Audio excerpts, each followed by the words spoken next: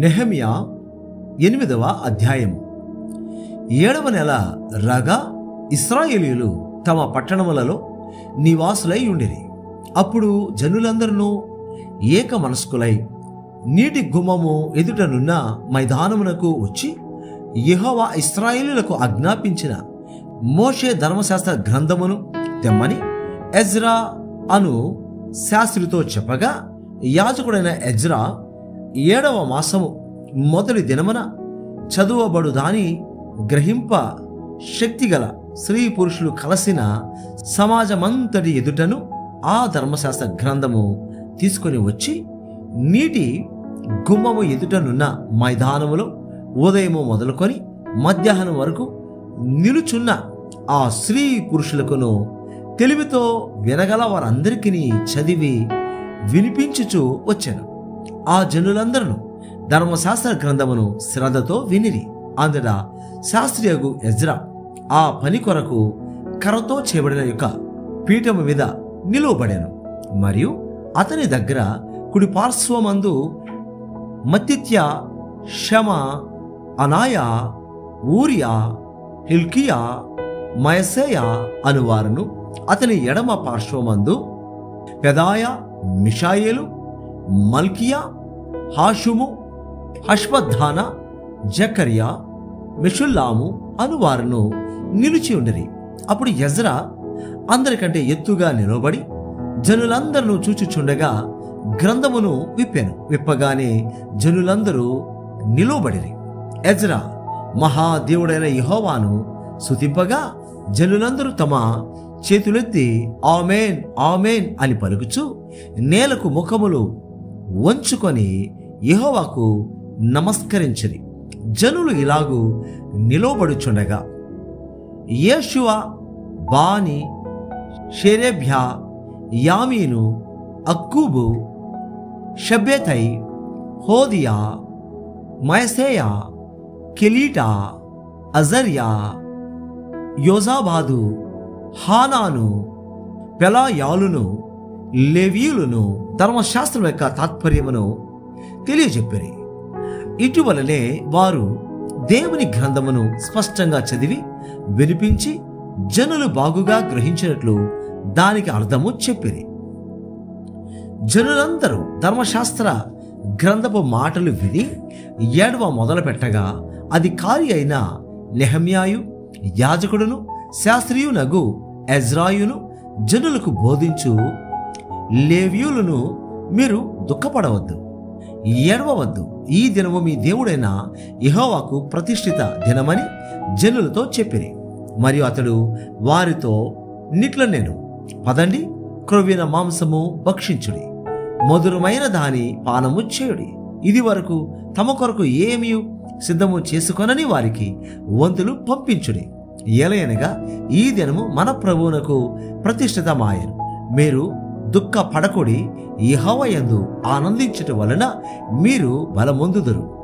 అలాగున లేవీయులు జనులందరినీ ఓదార్చి, మీరు దుఃఖము మానుడి, ఇది పరిశుద్ధ దినము, మీరు దుఃఖపడకూడదని వారితో అనిరి. ఆ తరువాత జనులు తమకు తెలియజేయబడిన మాటలన్నిటినీ గ్రహించి తినుటకును త్రాగుటకును లేని వారికి ఫలాహారములు పంపించుటకును సంభ్రమముగా ఉండుటకును ఎవరి ఇండ్లకు వారు వెళ్ళిరి. 2వ దినమందు జనులందరి పెద్దలలో ప్రధానులైన వారును యాజకులను లేవీయులను ధర్మశాస్త్ర గ్రంథపు మాటలు వినవలెనని శాస్త్రైన ఎజ్రా యుద్ధకు కూడి వచ్చిరి. యెహోవా మోషేకు దయచేసిన గ్రంథములో చూడగా 7వ మాసపు ఉత్సవ కాలమందు ఇశ్రాయేలీయులు పర్ణశాలలో నివాసము చేయవలెనని వ్రాయబడి యుండుట కనుగొనెను. మరియు వారు తమ పట్టణములన్నిటిలోనూ యెరూషలేములోనూ ప్రకటన చేసి తెలియజేయవలసినదేమనగా, మీరు పర్వతమునకు పోయి ఒలీవ చెట్ల కొమ్మలను, అడవి ఒలీవ చెట్ల కొమ్మలను, గొంజి చెట్ల కొమ్మలను, ఈత చెట్ల కొమ్మలను, గుబురు గల వేరు చెట్ల కొమ్మలను తెచ్చి వ్రాయబడినట్లుగా పర్ణశాలలు కట్టవలెను. ఆ ప్రకారమే జనులు పోయి కొమ్మలను తెచ్చి జనులందరూ తమ తమ ఇండ్ల మీదను తమ లోగిళ్లలోను దేవ మందిరపు ఆవరణములోను నీటి గుమ్మపు వీధిలోను ఎఫ్రాయిము గుమ్మపు వీధిలోను పర్ణశాలలు కట్టుకొనిరి.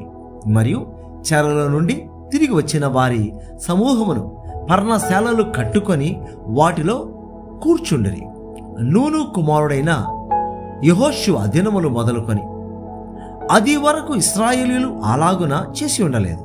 అప్పుడు వారికి బహు సంతోషము పుట్టెను.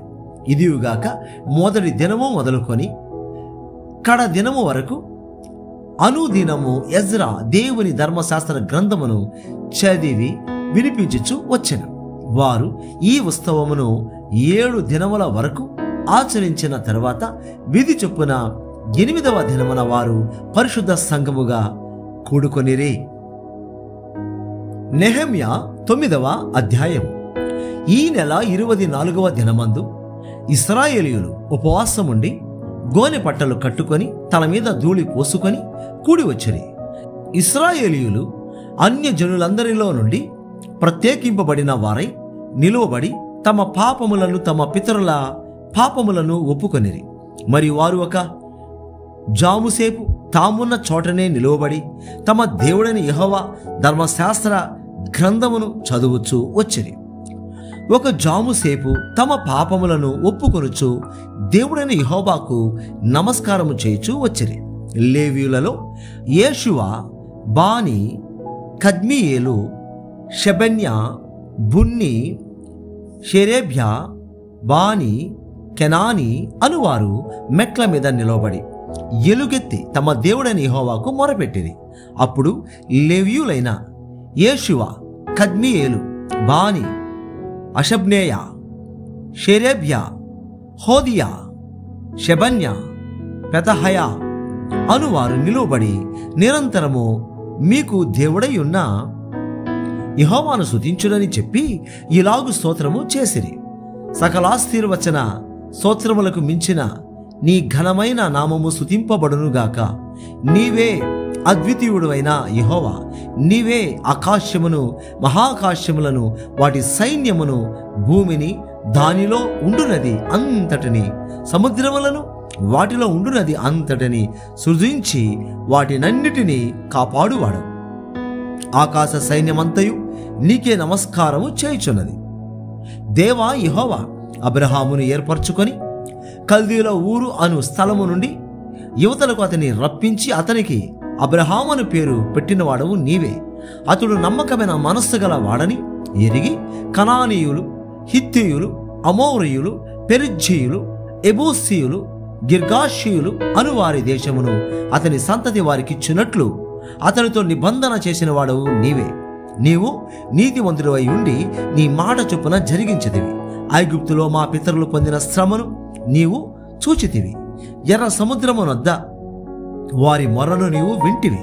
ఫరోయు అతని దాసులందరూ అతని దేశపు జనులందరూ వారి ఎడల బహు గర్వముగా ప్రవర్తించిరని నీకు తెలియగా నీవు వారి ఎదుట సూచక క్రియలను మహత్కార్యములను చూపించితివి. అలాగున చేయుట వలన నీవు ఈ దినమందున్నట్టుగా ప్రసిద్ధి నొందితివి. మరియు నీ జనుల ఎదుట నీవు సముద్రమును విభాగించినందున వారు సముద్రము మధ్య పొడి నేలను నడచిరి. ఒకడు లోతు నీట రాయి వేసినట్లు వారిని తరిమిన వారిని అగాధ జలములలో నీవు పడవేసితివి. ఇదియుగాక పగటి కాలమందు మేఘస్తంభములో ఉండిన వాడవును, రాత్రి కాలమందు వారు వెళ్ళవలసిన మార్గమున వెలుగిచ్చుటకై అగ్ని స్తంభములో ఉండిన వాడవును అయ్యుండి వారిని తోడుకొని పోతివి. సీనాయి పర్వతం మీదకి దిగివచ్చి ఆకాశం నుండి వారితో మాటలాడి వారికి నీతియుక్తమైన విధులను, సత్యమైన ఆజ్ఞలను, మేలుకరములైన కట్టడలను, ధర్మములను నీవు దయచేసిదివి. వారికి నీ పరిశుద్ధమైన విశ్రాంతి దినమును ఆచరింప నాజ్ఞ ఇచ్చి నీ దాసుడైన మోషే ద్వారా ఆజ్ఞలను, కట్టడలను, ధర్మశాస్త్రమును వారికి నియమించితివి. వారి ఆకలి తీర్చుటకు ఆకాశము నుండి ఆహారమును, వారి దాహము తీర్చుటకు బండలో నుండి ఉదకమును తెప్పించితివి. వారికి ప్రమాణము చేసిన దేశమును స్వాధీనపరచుకొనవలెనని వారికి ఆజ్ఞాపించితివి. అయితే వారును మా పితరులను గర్వించి లోబడనొల్లక నీ ఆజ్ఞలకు చెవి యొక్కక పోయిరి.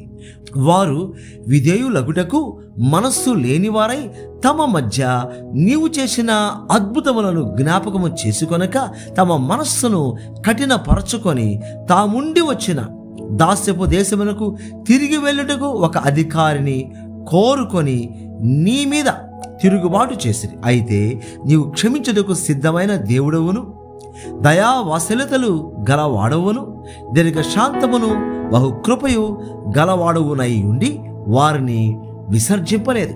వారు ఒక పోత దూడను చేసుకొని ఐగుప్తులో నుండి మమ్మును రప్పించిన దేవుడు ఇదే అని చెప్పి నీకు బహు విసుగు పుట్టించినను వారు ఎడారిలో ఉండగా నీవు బహు విస్తారమైన కృప కలిగిన వాడవై వారిని విసర్జింపలేదు. మార్గము గుండా వారిని తోడుకొని పోవుటకు పగలు మేఘ స్తంభమును, దారిలో వారికి వెలుగిచ్చుటకు రాత్రి అగ్ని స్తంభమును వారిపై నుండి వెళ్ళిపోక నిలిచెను. వారికి బోధించుటకు నీ ఉపకారాత్మను దయచేసితివి. నీవిచ్చిన మన్నాను ఇయ్యక మానలేదు. వారి దాహములకు ఉదకమిచ్చితివి. నిజముగా అరణ్యములో ఏమీ తక్కువ కాకుండా 40 సంవత్సరములు వారిని పోషించితివి.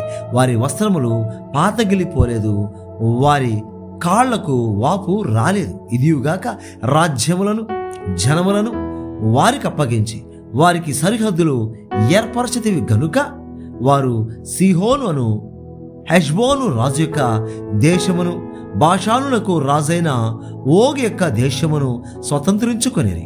వారి సంతతిని ఆకాశపు నక్షత్రములంతా విస్తారముగా చేసి ప్రవేశించి స్వతంత్రించుకున్నట్లు వారి పితరులకు నీవు వాగ్దానము చేసిన దేశములోనికి వారిని రప్పింపగా ఆ సంతతి వారు ప్రవేశించి ఆ దేశమును స్వతంత్రించుకొనిరి.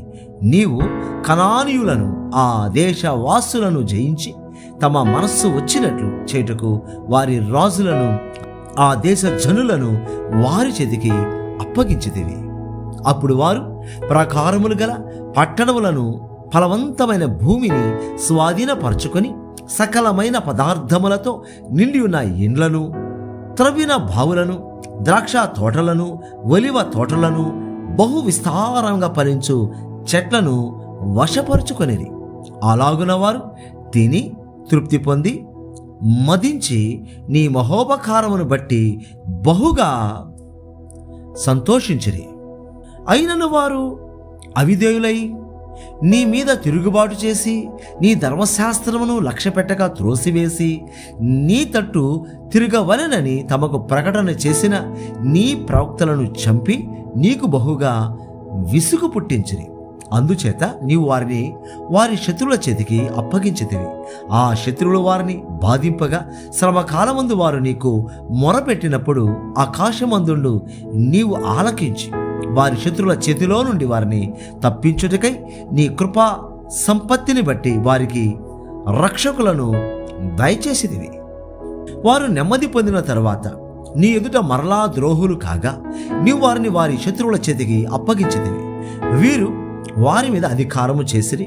వారు తిరిగి వచ్చి నీకు మొరపెట్టినప్పుడు ఆకాశవందుడు నీవు ఆలకించి నీ కృప చొప్పున అనేక మారులు వారిని విడిపించితివి. నీ ఆజ్ఞలను విధులను ఒకడు ఆచరించిన ఎడల వాటి వలన వాడు బ్రతుకును గదా.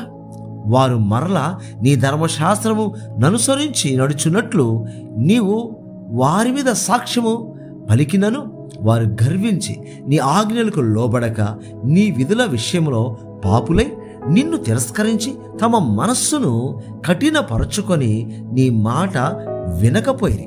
నీవు అనేక సంవత్సరములు వారిని ఓడ్చి నీ ప్రవక్తల ద్వారా నీ ఆత్మచేత వారి మీద సాక్ష్యము పలికితివి గాని వారు వినకపోయిరి. కాగా నీవు ఆయా దేశములలోనున్న జనుల చేతికి వారిని అప్పగించితివి.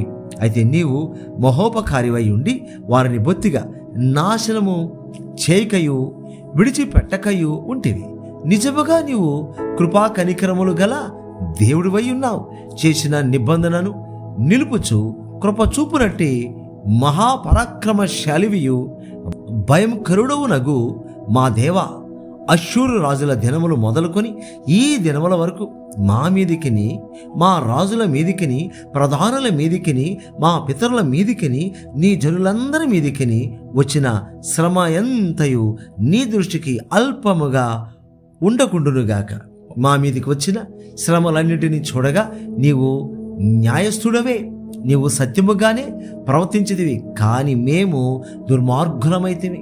మా రాజులు గాని, మా ప్రధానులు గాని, మా యాజకులు గాని, మా పితరులు గాని నీ ధర్మశాస్త్రం అనుసరించి నడవలేదు. నీవు వారి మీద పలికిన సాక్ష్యముల నైనను నీ ఆజ్ఞల నైనను వారు వినకపోయింది. వారు తమ రాజ్య పరిపాలన కాలమందు నీవు తమ ఎడల చూపించిన గొప్ప ఉపకారములను తలంచక నీవు వారికిచ్చిన విస్తారముగు ఫలవంతమైన భూమిని అనుభవించి ఉండి నిన్ను సేవింపకపోయిరి. తమ చెడు నడతలు విడిచి మారు మనసు పొందరైరి. చిత్తగించము, నేడు మేము దాస్యములో ఉన్నాము. దాని ఫలమును, దాని సమృద్ధిని అనుభవించినట్లు నీవు మా పితరులకు దయచేసిన భూమి యందు మేము దాసులమై ఉన్నాము. మా పాపములను బట్టి నీవు మా మీద నియమించిన రాజులకు అది అతి విస్తారముగా ఫలమిచ్చుచున్నది.